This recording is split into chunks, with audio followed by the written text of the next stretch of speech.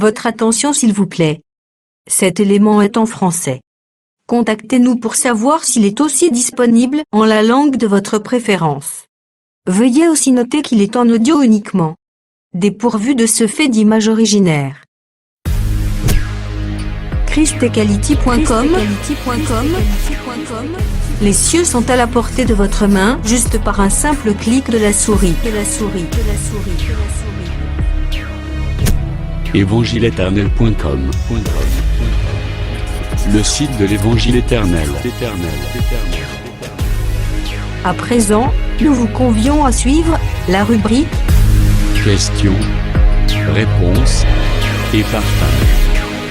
Retrouvez ici les réponses profondes et claires des ministres de Dieu à vos questions particulières qui vous troublent.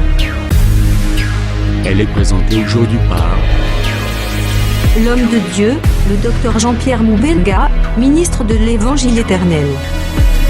Tous les enseignements du docteur Jean-Pierre Moubenga sont disponibles sur christequality.com/jpmoubenga.html.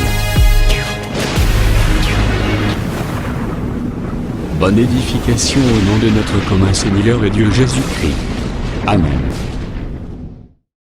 Et nous les répétons aujourd'hui, nous sommes toujours dans la partie élémentaire de l'évangile, la partie doctrinale de l'évangile éternel.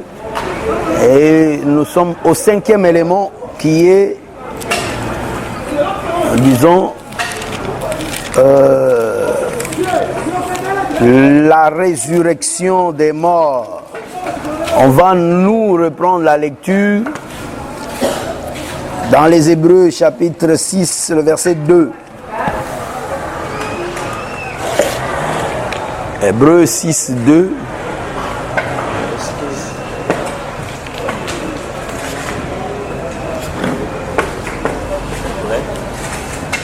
Hébreux 6, 2.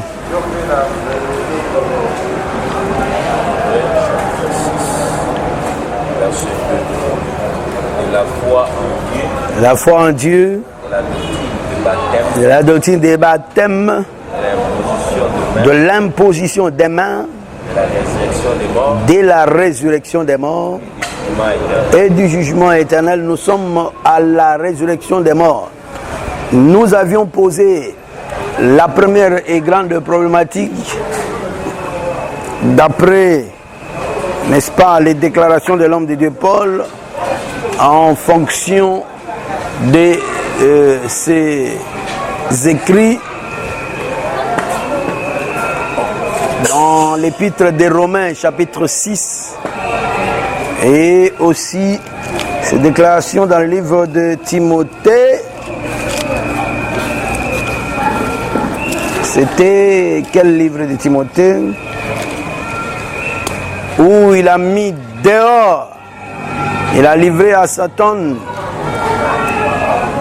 les frères tels que Hyménée et Philette. C'est dans 1 Timothée chapitre 1er, le verset 20.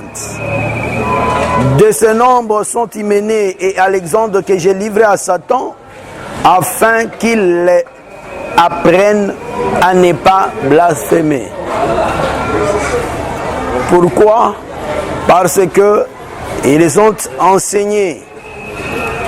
Je remonte au verset 19 en gardant la foi et une bonne conscience. Cette conscience, quelques-uns l'ont perdue et ils ont fait naufrage par rapport à la foi. Où est-ce qu'il explique? Nous avons dit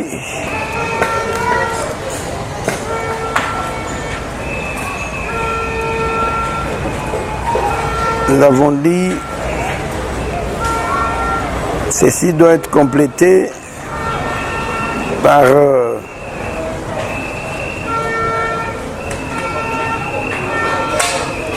c'est 2 Timothée. Hein? Voyons 2 Timothée.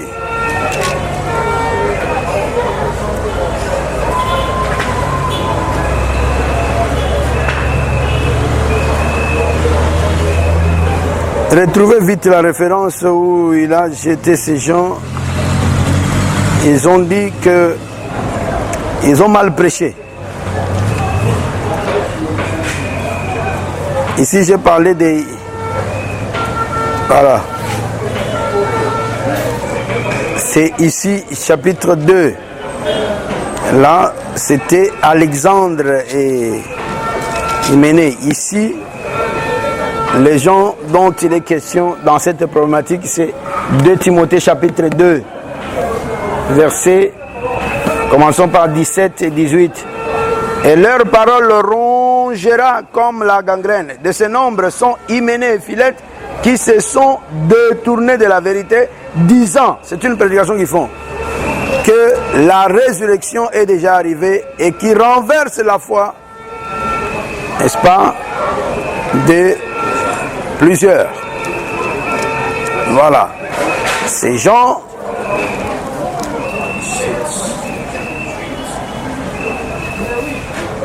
peuvent faire ce qu'ils veulent, mais en fait, leur prêche, c'est une prêche détournée de la vérité. Détournée de la vérité. Et ils ont également ces messieurs d'Alexandre, le forgeron, qui était un loup également auprès des autres, auprès de Paul. Alors, ces gens ont mal prêché. Notre problématique, c'est la résurrection. Puisque ces gens ont prêché que la résurrection est déjà venue. Alors que de l'autre côté, Paul lui-même prêche que nous sommes déjà ressuscités avec le Seigneur. Alors, y a-t-il une contradiction? Il n'y en a pas. Seulement, il faut comprendre que il y a résurrection et résurrection. La résurrection est uniquement, c'est ça a des facettes d'après les différents langages, c'est-à-dire la doctrine, la prophétie, les consorts, la révélation, et ainsi de suite.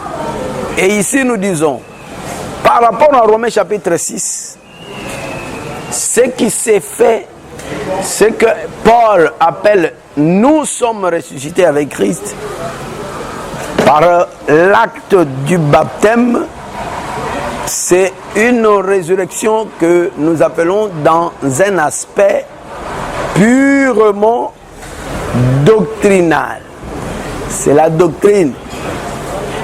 Donc, nous venons du monde, nous arrivons comme les gens qui ont écouté la parole de Moïse et Aaron, Moïse venant de la vision, de voir la vision sur le buisson ardent, il revient pour libérer le peuple devait écouter sa parole. Je suis en train de répéter 1 Corinthiens chapitre 10. Ils écoutent la parole sort, ils l'écoutent, ils entendent la parole, et ensuite, puisqu'ils ont cru à la parole, ils ont suivi Moïse, c'est comme ça qu'ils ont traversé la mer Rouge. Donc, le baptême que nous a prêché Paul dans 1 Corinthiens chapitre 10, qui est la traversée du Jourdain, il y a quelque chose qui le précède, c'est l'enseignement de Moïse. Voilà pourquoi nous disons que l'homme de Dieu, Paul, lui aussi a prêché, et il a prêché par rapport au baptême. Il dit que c'est la mort et la résurrection. Celui qui croit au Seigneur et qui sera baptisé, c'est celui-là qui accepte la mort de Jésus. Parce que le résumé de l'enseignement de Christ en son temps, vous pouvez, n'est-ce pas, penser à Luc chapitre 14 ou 13, où on est en train de parler de la parabole des invités prétentieux.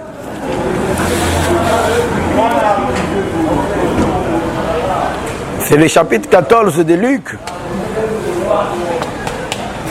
Prenez ne fût-ce que le verset 7 et le verset 8. Et puis vous sautez le verset 11. Lisez, soyez aussi rapide à lire. Il adressa ensuite une parabole aux conviés, en voyant qu'ils choisissaient le premier place, et il leur dit. Attends. Il adressa ensuite une parabole aux conviés. En voyant quoi? Que les conviés choisissaient les premières places. Continue. Il faut souligner choisir les premières places. Et il leur dit, lorsque tu seras invité par quelqu'un à des noces, oui, ne t'aimez pas à la première place. Ne te mets pas à la première place. De peur qu'il n'y ait parmi les invités une personne plus considérable que toi. Plus éminente que toi. Et que, verset 9, et que celui qui vous a invité, il y a celui qui a invité les gens. Et que celui qui vous a invité l'un et l'autre, voilà, les viennent te dire, cède la place à cette personne-là. Voilà. Tu auras de la honte d'aller occuper la dernière. Voilà. Verset 9. Et verset 11 plutôt. Car quiconque s'élève sera abaissé. Voilà une forme de conclusion. Quiconque s'élève sera abaissé. Et quiconque s'abaisse sera élevé. Et quiconque s'abaisse sera élevé. Voyez-vous? Donc ici j'ai transité là-bas justement pour montrer que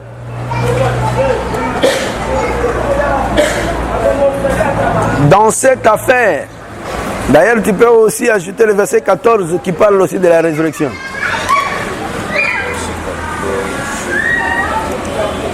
Et tu seras heureux de ceux qui ne peuvent pas te rendre l'appareil, car elle te sera rendue à la résurrection de Jésus. L'appareil où le gain te sera rendu à la résurrection des justes. Il y a ce qu'on appelle la résurrection des justes, mais ici nous disons d'abord que Jésus étant venu dans sa première venue, ici dans cette parabole, il est comme un invité.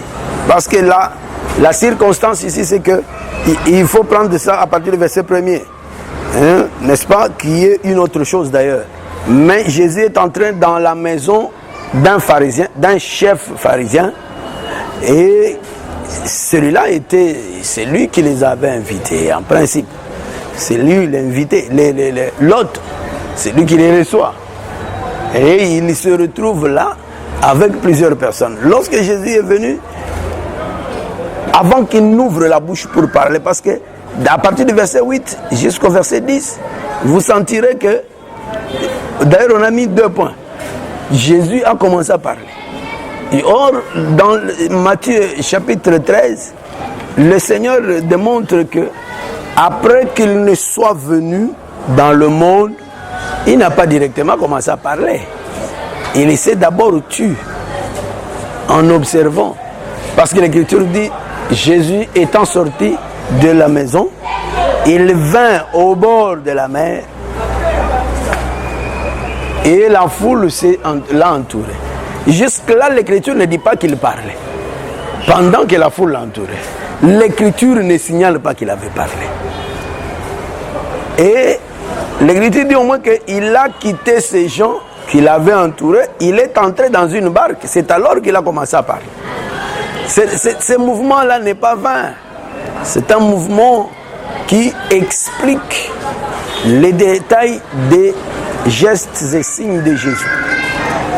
Alors, tout le temps qu'il était entouré par les gens, en tout cas, il n'a pas pu parler. Mais ce silence-là, c'était aussi un parler. C'était un bégayement. Parce que le vrai parler de Jésus a commencé par Actes chapitre 2. Mais avant ça, Jésus a parlé comme un muet. Alors, vous remarquerez que ici également, le Seigneur venant, il a d'abord observé les gens. Mais qu'est-ce qu'il voit? Il voit qu'il y avait beaucoup de gens, beaucoup d'invités qui étaient là, par-ci, par-là. Mais il trouvait que ces invités, chacun cherchait la première place. Chacun cherchait la première place. La première place. La première place, lorsqu'on la cherche, c'est pour être vu. C'est ça la vie des pharisiens. Lorsque vous allez au chapitre 18, toujours de ce truc de Luc, vous trouverez l'histoire là des pharisiens et des publicains. Et vous trouverez comment, qu'est-ce que c'est, que vous comprendrez qu'est-ce que c'est que la première place. La première place, c'est être vu. Là, il dit, oh Seigneur, et cela s'est vu dans sa prière. Je ne suis pas comme les autres personnes. Ça, c'est le type d'Israël réellement. Qui trouvait que non, nous avons des lois et aussi spéciales. Quelle est cette nation sous le soleil qui ait des lois comme nous? Et il se disait que toutes ces personnes sont des incirconcis, des bêtes. C'est nous qui avons la chose. Nous qui sommes des justes. Et il dit que je ne suis pas comme les autres là. Moi, je donne ma dîme. Moi, je suis saint. Moi, je suis ceci ou cela. Et tout ce qu'il disait là, il ne comprenait rien. Parce qu'en fait, Jésus leur avait joué un jeu. Alors qu'ils attendaient un Dieu qui devait descendre du ciel. Et lui vient de sortir de la terre d'une femme. Alors, au lieu de comprendre que c'est celui-là que nous attendions, ils l'ont appelé fantôme. Et donc, ils l'ont raté, ils ne l'ont pas compris. Voilà pourquoi, étant dans la maison de cet homme, en fait, il n'était pas reçu, le Seigneur. Et c'est comme ça que nous disons que Jésus étant venu, il a donné cet enseignement-là, le résumé de l'enseignement de Jésus. À partir du verset 8 jusqu'au verset 9, jusqu'au verset 10 plutôt, parce que le verset 11, c'est une forme de conclusion. Une forme de conclusion, tu peux le répéter. Hein? Verset 11. 11. Car quiconque, ça c'est une forme de conclusion qui résume tout l'enseignement de Dieu. Donc je vais vous dire ceci. Du verset 8 au verset 10, ça fait 3 ans. C'est tout l'enseignement que Jésus a donné. Et ça se résume dans le verset 11. Et même vous allez savoir que, vous allez voir comprendre que Jésus lui-même faisait partie des invités. Et c'est lui la personne la plus imminente qui était venue. Mais comment Jésus est venu? Jésus est venu. Au lieu de venir avec une gloire descendant au ciel, il sort de la terre comme une faible plante. Il vient comme humble. Donc Jésus a respecté son enseignement. Il avait dit, cet enseignement ici qui est au verset 11, qui résume tout l'enseignement de Jésus, c'est l'enseignement qui se répète aussi autrement lorsque Jésus dit, c'est lui qui voudra garder sa vie, protéger la vie, la perdra. C'est la même chose. C'est ça l'humilité. L'humilité, c'est accepter de mourir pour Jésus. Ne pas considérer ses propres intérêts. Lorsqu'on accepte comme ça, c'est que on se fait humble. En d'autres termes, le Seigneur a prêché que quand vous êtes invité dans des noces, comme ces noces ici, vous voyez les noces ici, nous sommes aux noces. Ne prenez pas la première place. David, il faut prendre la dernière place. Parce que si tu prends la première place comme les pharisiens, on va t'abaisser. On va t'abaisser. Prenez la dernière place. Faites-vous humble. Ésaïe 57, le verset 15, je crois, il déclare également que l'Éternel reste dans les lieux élevés, mais il est avec l'homme contrit et humilié. C'est pourquoi 1 Pierre chapitre 5, verset 5 déclare également que humiliez-vous, verset 5, 6, humiliez-vous sous la main puissante de Dieu. Ça nous rappelle l'imposition des mains des apôtres. Humiliez-vous sur la puissante main de Dieu et il vous élèvera au temps convenable. C'est comme ça que nous disons, oui, Jésus étant venu, sa prêche étant résumée dans l'humilité, c'est comme je l'ai dit, s'humilier, c'est accepter de mourir avec le Seigneur. Et lorsqu'on meurt, on doit passer nécessairement par la résurrection parce qu'on meurt pour le Seigneur, pour Christ. Et on doit passer par la résurrection des morts. Donc, lorsqu'on considère la résurrection par rapport à la doctrine, c'est une vie qu'on doit mener. Pour mener cette vie, il faut accepter la mort. C'est un verset capital pour la sanctification. Et nous avons vu ça, je crois bien, avec le renoncement aux œuvres mortes. Il dit que nous marchons avec tous les jours avec la mort de Jésus. Vous vous souvenez de ce verset, n'est-ce pas? Nous marchons tous les jours avec la mort de Jésus afin que la vie de Jésus soit manifeste dans notre corps. Amen. Donc celui qui ne marche pas avec la mort de Jésus, c'est un aventurier parce qu'il ne vivra jamais la vie de Jésus. Mais pour vivre la vie de Jésus, il faut marcher tous les jours avec la mort de Jésus. C'est pourquoi nous disons, la mort, c'est une manière de s'humilier. C'est-à-dire disparaître. Qu'il croisse que je diminue. C'est ça la mort. Nous en avons parlé aussi par rapport au signe de la foi. Lorsque Jean-Baptiste dit que je diminue, donc il était en train de faire le signe d'Abraham. Il tombait donc face contre terre. Il avait la foi d'Abraham. La distance du jet d'une pierre ou la distance de l'arc, comme l'a dit Agar. Donc c'est pour dire que ça, c'est s'humilier.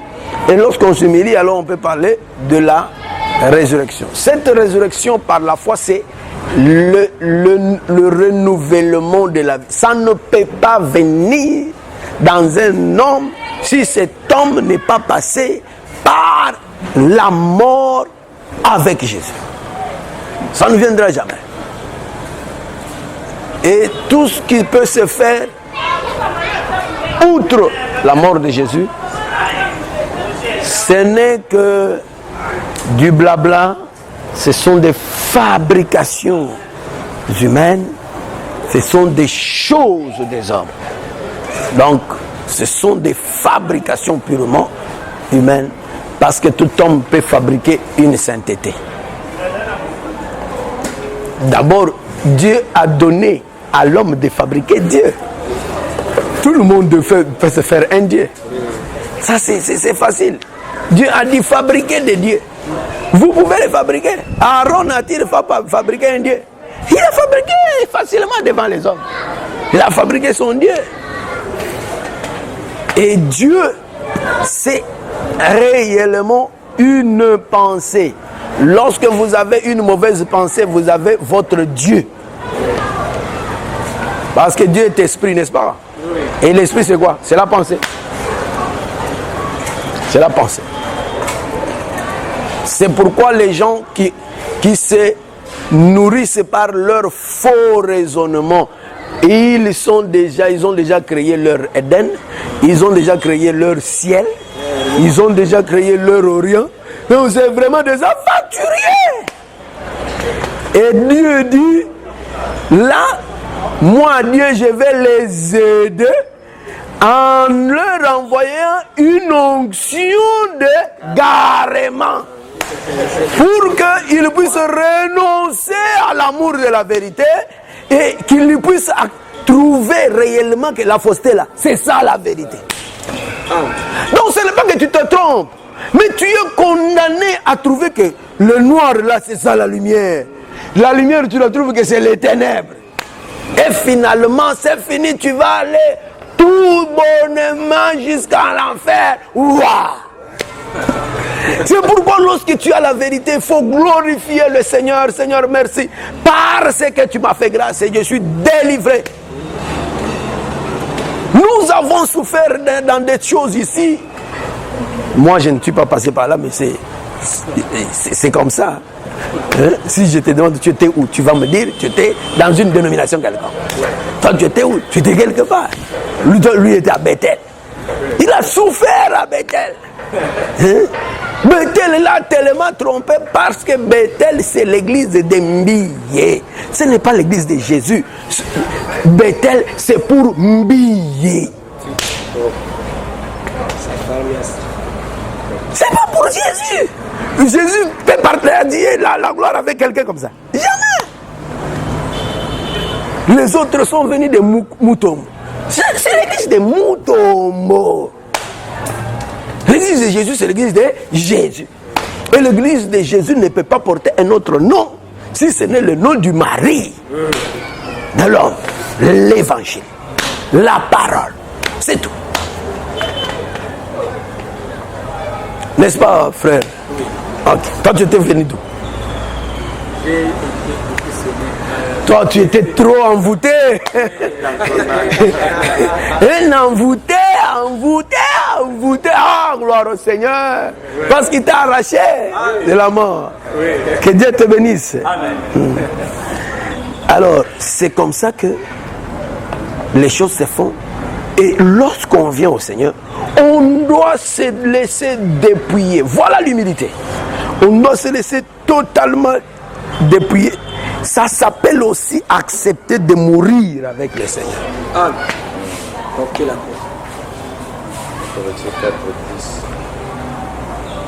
Et se débarrasser de son manteau qu'on avait. Parce que l'aveugle, il s'appelle qui cet aveugle? Bartimée. Il avait un manteau. Il a trouvé que le manteau me dérange. Il a dit non, je vais ôter tous les grades. Je vais suivre cet homme. Fils de David, fils de David. Donc là, c'est la doctrine. Dans la doctrine, la résurrection des morts est déjà vécue par les croyants, par ceux qui croient. Et la preuve de la foi d'un homme, c'est la résurrection. Lisons encore 1 Corinthiens chapitre 15.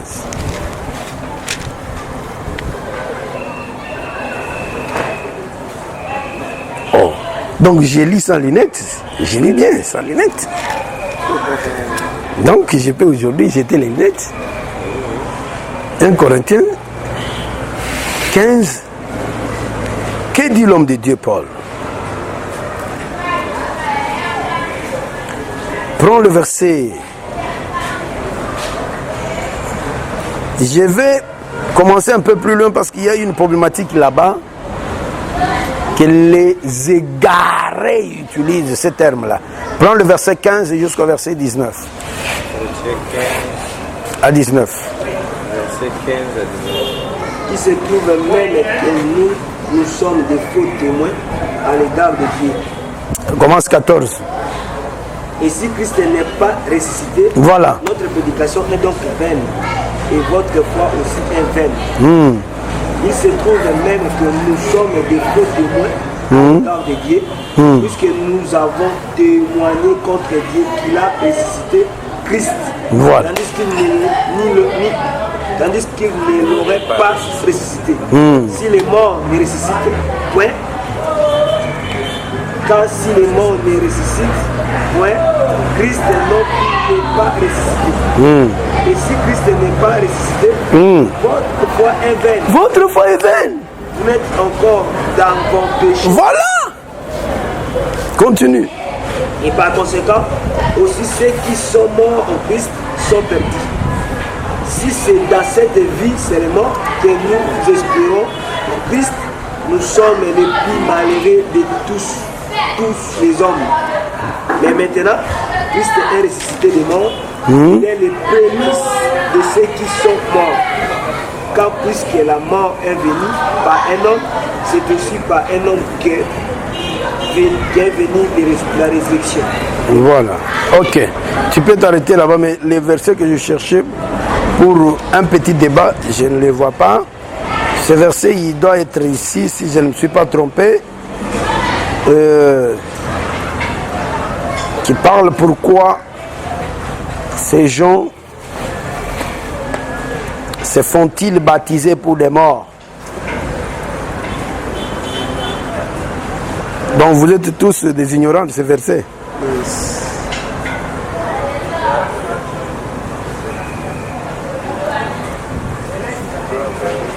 Si la résurrection, si les morts ne ressuscitent pas, pourquoi se font-ils baptiser pour les morts?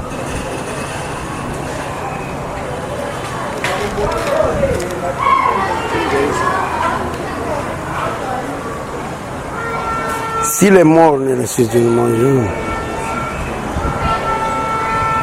si les morts ne ressuscitent point. C'est quel verset? Le verset 15. Alors, lis un peu. Est-ce qu'on a dit ça?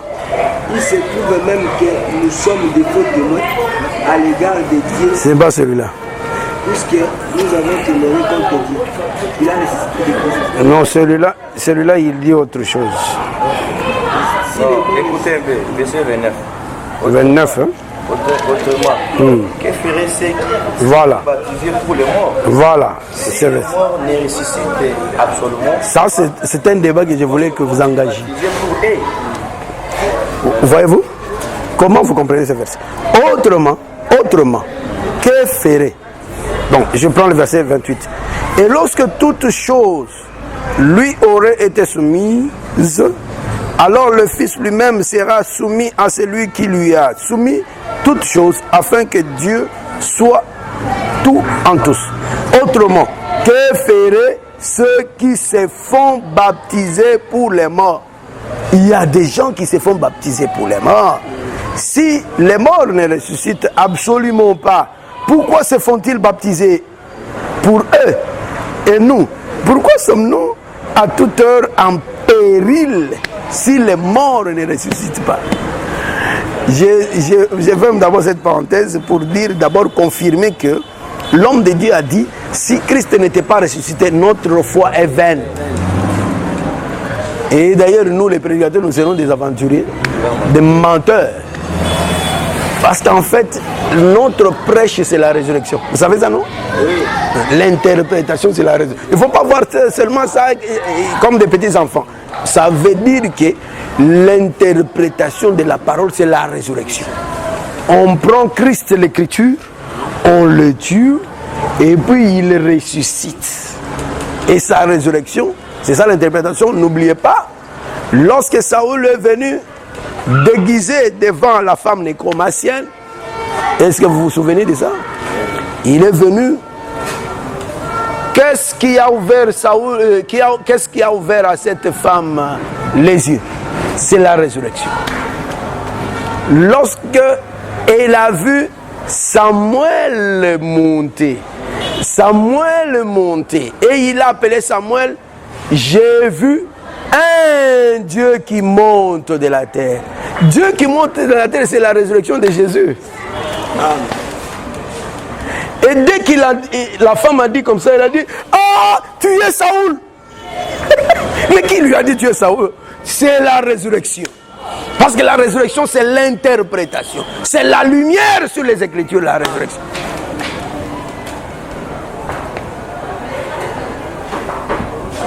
Alors les gens qui pensent que résurrection, c'est quand un enfant qui est mort à maman est mort, ressuscite, alors c'est ça la résurrection. Ça, ce n'est même pas la résurrection. Si un enfant qui est mort à maman est mort, ressuscite, Ce n'est pas la résurrection, parce que si vous appelez ça la résurrection, c'est que cet enfant ne mourra plus jamais. Or, une personne comme ça qui vient de se réveiller attendra encore la mort.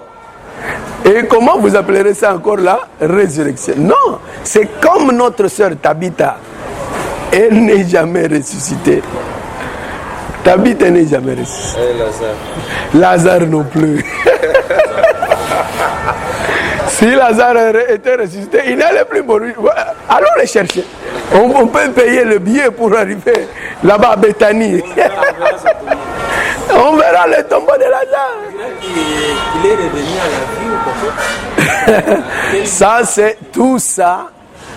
Prophétiquement, ça veut dire la prophétie sur la résurrection. Ce sont des précursions ou des ombres de la résurrection. Hein? Ça dit que la prouve que la résurrection sera là.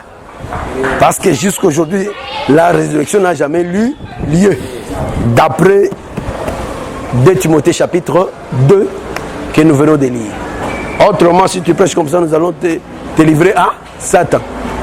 Comme notre frère, si c'est qui, il s'appelle qui encore? Iméné. Donc, c'est pour dire que par rapport à la doctrine, il y a cette facette de la résurrection qu'on appelle la résurrection par la foi, c'est-à-dire le renouvellement de la vie. Cela veut simplement dire que c'est le travail que Dieu a fait à l'intérieur de l'homme qui a fait que l'homme qui était mort dans son intérieur, l'homme qui avait des faux dieux dans la chambre, dans les murs de la chambre de son cœur, et trouve que le sang de Christ a peint tous ces murs, et cela a effacé toutes les images mauvaises, et maintenant il est renouvelé, il est devenu une autre personne. Ça, c'est là le renouvellement d'une vie.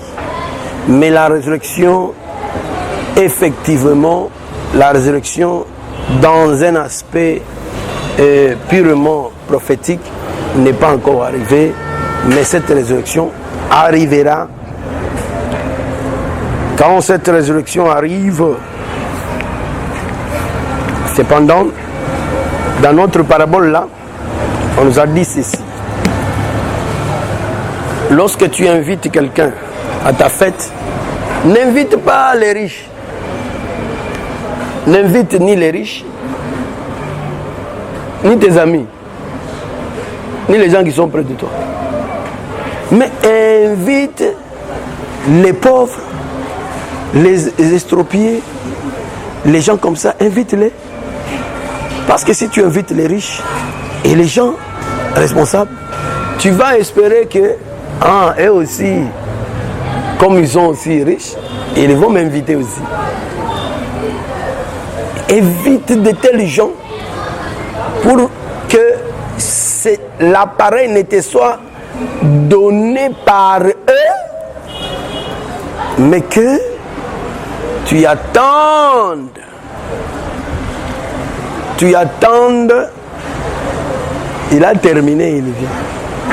Tu attendes qu'on te remette, n'est-ce pas? Tu attends qu'on te remette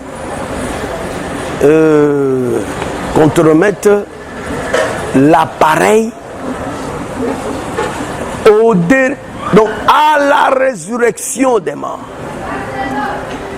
À la résurrection des morts. C'est là, à la résurrection des morts, que tu peux attendre l'appareil. Mais si tu fais que tu invites ces gens-là, ils vont te remettre l'appareil. Et à la résurrection des morts, tu n'auras rien. Voyez? Alors, mais ici, je souligne la résurrection des morts. Et on a dit la résurrection des juste. C'est une résurrection. Parce que d'après Apocalypse chapitre 20,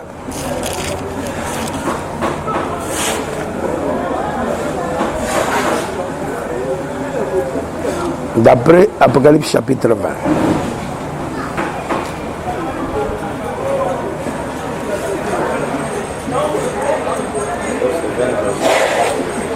verset 6, vous lisez ça. Hein? Heureux et saints ceux qui ont part à la première résurrection. La seconde mort n'a point de pouvoir sur eux. Et ils seront sacrificateurs de Dieu et de Christ et ils régneront avec lui pendant 1000 ans. Ok. Oh voilà. Je n'ai pas parlé de la parenthèse. Hein. Bon, je vais d'abord terminer, après on va rentrer à la parenthèse de 1 Corinthiens chapitre 15. Les gens qui se font baptiser pour les morts. Qui sont ces gens? Et est-ce que peut-on se baptiser pour les morts? Vous qui aimez l'écriture, c'est l'écriture. Qu'est-ce que vous allez dire? Mais voyons un peu ici. C'est autre chose. Une autre petite question que je dois poser.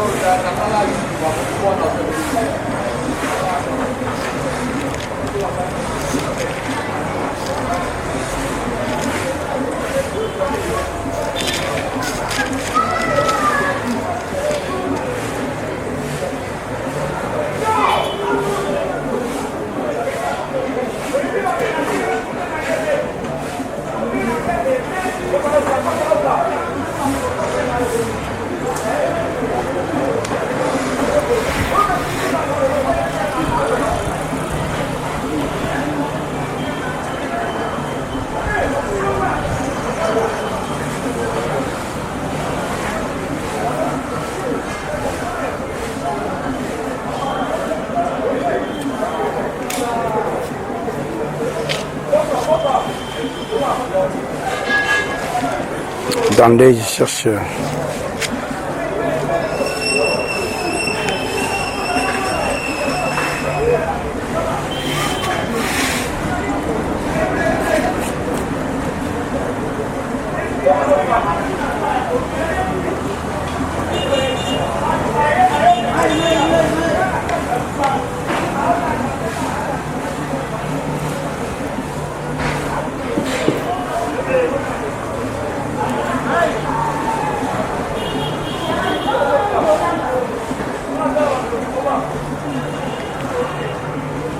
Oublié, vous ne m'avez pas rappelé. Donc j'ai dit, c'est Romains chapitre 6 verset 9 qui dit que le Christ ressuscité ne meurt plus parce que la mort n'a plus de pouvoir sur eux. Ça veut dire quoi? Ça veut dire qu'un ressuscité, c'est celui qui a combattu avec la mort et qui a vaincu la mort. Et c'est tout. Alors que la mort, c'est le dernier ennemi. Et donc, il n'a pas quelqu'un d'autre à le vaincre. Voilà pourquoi il doit vivre éternellement. Alors, je disais que toute personne qui est passée par une certaine résurrection ne mourra plus jamais. La mort n'aura plus de pouvoir sur elle. Mais quand vous voyez Tabitha se réveiller après mourir, vous comprenez qu'il n'était pas encore ressuscité. Quand vous voyez l'homme de Dieu, le bien-aimé, Lazare ressuscité et puis mourir encore, non, il n'était pas encore ressuscité. Il n'était pas encore ressuscité. Et puis, est-ce que Lazare pouvait ressusciter avant Jésus? Impossible. Donc, c'est pour dire que toutes ces choses sont des précursions de la résurrection. Et la résurrection, c'est Jésus qui amène ça. Donc, ça c'est une grande caractéristique de la résurrection. C'est pourquoi maintenant, ayant saisi cela comme ça. Nous avons d'abord compris que jusque-là, c'est Jésus qui est ressuscité des morts. Et toutes les autres personnes sont des images. Même les gens de Matthieu chapitre 27, les gens qui sont ressuscités à la mort de Jésus, c'était toujours une précursion, une prophétie. Parce que ces gens, nous pouvons les typifier en nous. Amen. Amen. Tout comme on peut parler des prophètes. Là, il faudrait que je vous donne une précision. Je vais procéder par une question pour savoir si vous avez la matière avec vous. Hein, Shekinah? Je dis ceci. Fatigué, Claude? Je dis ceci. Vous prenez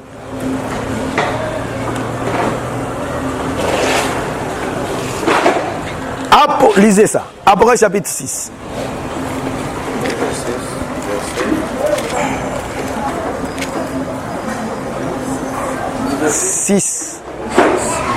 Les versets 9.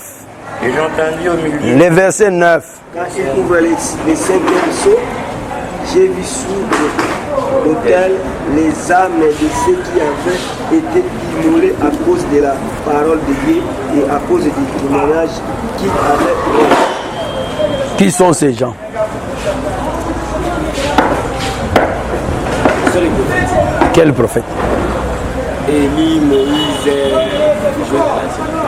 Josué, Isaïe, Ézéchiel. Ces gens ici. Donc jusqu'à aujourd'hui, ils sont sous l'autel. Parce que personne n'est monté. Ils sont sous autel. S'ils sont sous autel, comment est-ce qu'ils vont? Bon, c'est que si ces gens, si les haïs sont sous autel ici, c'est que l'enlèvement n'est pas pour eux. Ici, tu vois l'enlèvement ici. L'enlèvement, c'est au 4e sceau.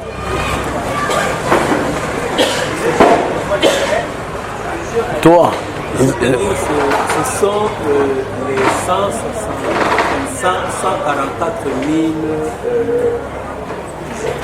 oui. Bon, tu dis que ce sont les 144 000.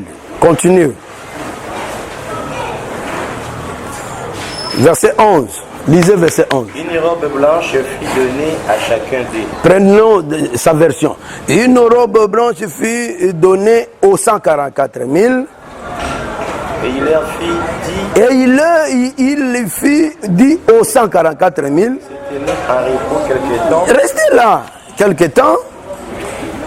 Encore. Continue. Jusqu'à ce que fit complet le nombre de leurs Jusqu'à ce que fût complet le nombre de leurs compagnons de service et comme eux, comme les 144 000. Alors dites-nous, les autres là qui devront s'associer, c'est qui? Parce que déjà, les 144 000 sont ici. Les vierges folles. Les vierges folles, quand est-ce que les 144 000 sont entrés ici et quand est-ce que les vierges folles entreront ici? D'abord, oui. Au même moment. Non, mais on dit qu'ils doivent se tenir là jusqu'à attendre les autres qui devront s'ajouter d'être sous l'autel. C'est un processus. C'est-à-dire, tu as zéro. Carrément, enlève les habits. Jette l'éponge, comme l'autre aussi, là. Qui encore va dire autrement? Donc, quand vous identifiez ces gens, sachez que le temps où ils sont sous l'autel, d'abord je vous informe que les gens qui sont sous l'autel ne sont pas encore agréés par Dieu. Dieu n'agrée pas les gens qui sont sous autel. Pour que les gens qui sont sous autel puissent être agréés par Dieu, ils doivent passer du sous-autel vers le sur-autel. Et celui qui dit ça, c'est le prophète ici qui explique être sur l'autel.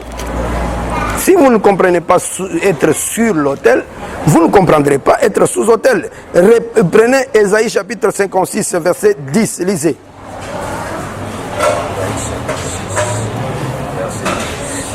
Prends le verset 7 plutôt. Je les amènerai sur ma montagne sainte et je les réjouirai dans ma maison de prière. Les holocaustes et les sacrifices seront agréés sur mon autel. Sur l'autel, c'est là où Dieu agrée. Mais quand vous êtes sous l'autel, Dieu va vous agréer là-bas? Non. Donc vous devez passer du sous-autel vers sur l'autel. Ce que vous ne comprenez pas être sous-autel, vous ne comprenez pas ça, c'est ce que ça veut dire. C'est tout un temps. Et nous disons, si vous dites que ces gens sont les prophètes en général, en bloc, donc vous avez zéro. Parce que ces prophètes-là, si vous dites que ce sont les Abraham et les consorts, Dieu vous donne un grand zéro parce que déjà au 4e saut, nous sommes enlevés. Et quand le 5e saut arrive, donc... Allez, s'il vous plaît, au numéro suivant, pour retrouver la suite de ce message.